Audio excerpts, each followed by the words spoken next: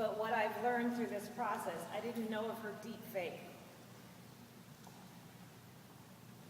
What's so important, what she's taught me from all of you, is that we get to know each other.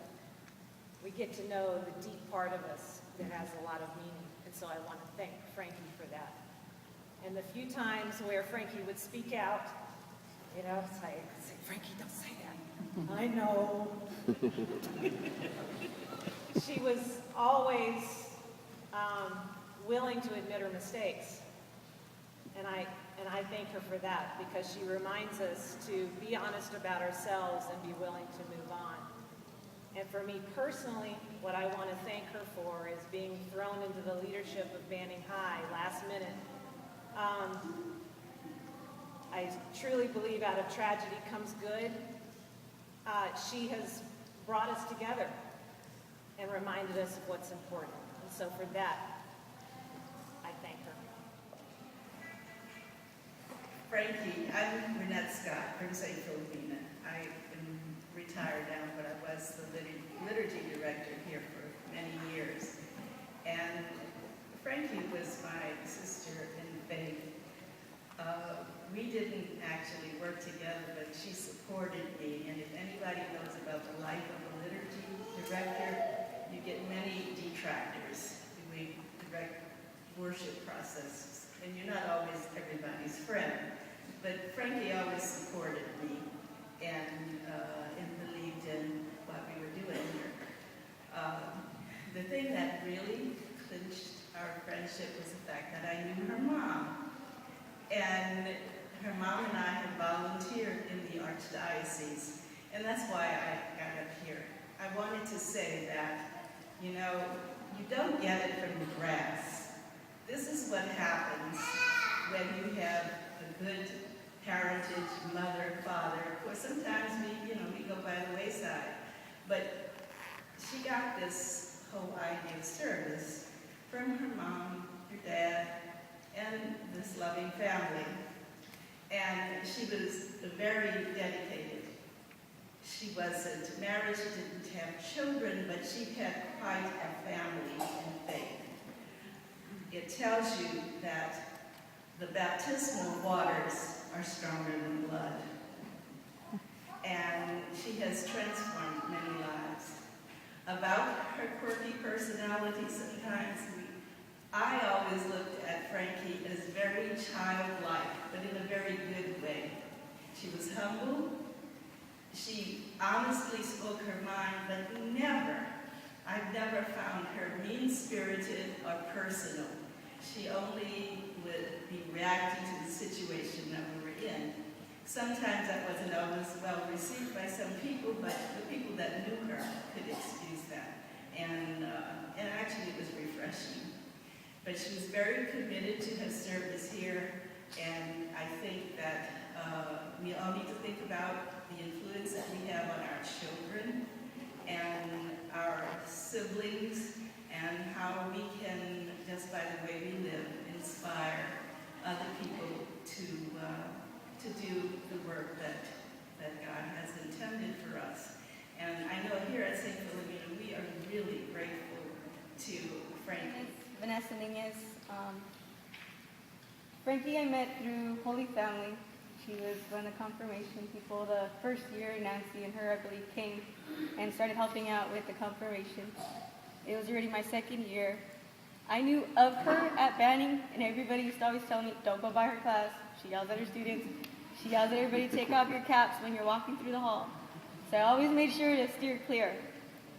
But once I met her at Holy Family and got to really get to know her, I realized that she is the greatest, most spiritual person you could meet. One of the things that really used to get to me was when you used to see other kids treat her bad. Because there were some students that, they used to throw stuff. Me and like two of the kids that went to Banning and Holy Family, Monica that's not here, we used to get so mad, and we used to go after those students and make them apologize. Because to me, I always knew Frankie was a great, great person. Favorite words, whatever. She loved saying, so what? She loved, because she knew I hated the word so. She'd say, so. But she was a great person, and ever since the news of her death, it just seems little things pop into your mind here and there about her. Little things she said, little dances she used to do, whether it was we used to go to the movies or go to dinner, she was always there, rain or shine. No matter if it was pouring down at church, she was always there for us. Another thing that will always stay is that no matter when you were around in Wilmington, you'd drive by Banning High School, and you'd always see her purple car with her dream catcher and the little ribbon on the back. She was just that great personality and person that you knew you could always count on. And there's not many people like that. And she was just one of those people that you always depended on and knew she would be there. She helped me with my college applications. She and I both cried when I didn't get into San Diego State. I told her, I'm going to go to Dominguez. I'm going to finish. And I always said, I will do that. I'm going to do it, Frankie. Don't get mad at me. And then, now that I found out that I was pregnant, I was like, oh gosh, Frankie would really, really have it out with me. But even with that, I was like, oh, I'm not going to be a statistic. I will finish. But just Frankie was a great person. And I know you guys said we knew a whole other person. And, you know, I think it is true. Sometimes with our family, we're not completely the person that we really want to be. And I think Frankie was that type of person that she just didn't care. She just wanted to be herself. She encouraged you to be yourself, no matter how pretty, no matter how ugly, no matter anything. She just wanted you to be yourself. She would get mad at you if you weren't. So I just want to say thank you. Thank you. Thank you. Hello, good afternoon. My name is Peter Malthoff. I served with Frankie for many years. I was one of the thousands that were scared of her at first. Me and Frankie had fun arguments here at St. Philomena. I'm currently the drumline instructor at Carson Line, and we'd go at it. She would always tell me every Sunday, like, oh yeah, Woody's gonna beat you up, and their band's gonna march all over you. But I didn't care about it because, it was a friendship thing that went on. Frankie was very comical. She always made me laugh. We used to have these things where we would dress our Sunday best, and I would get irritated just looking at that Banning pilot jacket that she always wear. She'd be so nicely dressed inside, but that jacket just, she wouldn't let go of the jacket. Wherever she went, she wouldn't let go of it. She wore that jacket here with pride. She didn't care who was looking at her. She didn't care what the football score was. She came here and she was like, you know what, I'm always going to be a pilot.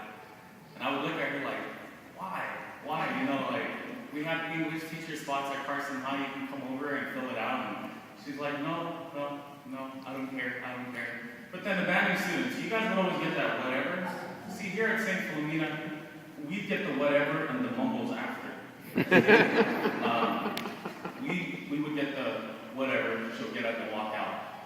And then that's it. We wouldn't see her until everybody left, and then she'll come back and then she'll tell Dorothy how she felt and the different things she felt toward other people and stuff like that. But she was the type where if she didn't get her way, it was either Frankie's way or no one's way.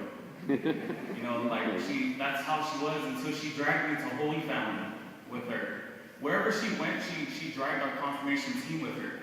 And little by little, our confirmation team stopped following her. Because she was the type of person that, she was so filled with trust. We were at Holy Family, we were trying to teach praise and worship songs to, people that were very influenced by gangs. It's kind of hard teaching, gangsters like, hey, praise Jesus, yay. It's like, looking at us like we're weird and stuff like that. But that's how much trust she had within us. She had trust in her confirmation team. She would always tell me sing a song. I'm like, Frankie, I don't want to sing. She's like, no, you better go sing right now, or you're not going home with me. She would come to my house and pick me up. And then she dragged me over there knowing that I wouldn't have a ride back. So I tried to make friends with the confirmation team, like, hey, I can go here. But Frankie was loving person, the kind person to, just like Nancy Dorcas said, she would always be willing to give anything that she had for her confirmation team. We'd go over there to the mountains, snow, everything's so cold, but you can find her with that pilot jacket wherever she went. She would always know what to do and what to say at the right time. Even though we didn't agree with her at some points in our lives, we always knew that Frankie would always be Frankie and we couldn't change that. But that's being realistic. She's a very real person. She's not someone, like our chief said here, she's not a hypocrite. She's not hypocritical at all. Whatever she said was true. And so when I heard about the news, I was in Palmdale, and her sister called me last night, telling me like, oh, today, and I was so mad and stuff like that. I was telling her sister like, yeah, I was very mad. I didn't even know about her funeral. I wish I would have went. But Frankie was the type who she would still continue to go on with or without me. We have to understand that the way Frankie died, she didn't give up her body. She's still going. She's still going on. She's probably wearing that batting pilot jacket up there. I'm telling you. She's waving that bee, like that bee house and all that stuff like that. But that's her. Like a wise person said today, everything about her was banned. Everything about her was banned. Now, even though I don't like banning, I love Frankie, so I love you guys. But Frankie will always be missed, especially by this parish, Holy Family. St. Anthony and Padua, a lot of people don't know that she attended parish there.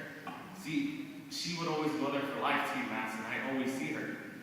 And then she'd always tell me like, oh, you're trying to get away from St. Philomena? I said, no, this is where you sing at. She's like, oh, okay. And then she'll just walk away. And so, Frankie, I know you hear me, but we love you here at St. Philomena. You're very missed, and I'm sure the memories that we have here with you will be cherished. Thank you. I read the man who stood to speak at the funeral of a friend. He referred to the dates honored tombstone from beginning to the end. He noted that the first being her date of birth and spoke of the following date with years. But what he said mattered most of all was the dash between the years. For that dash represents all the time that she spent alive on earth. And now only those who loved her knew what that whole life was worth. For it mattered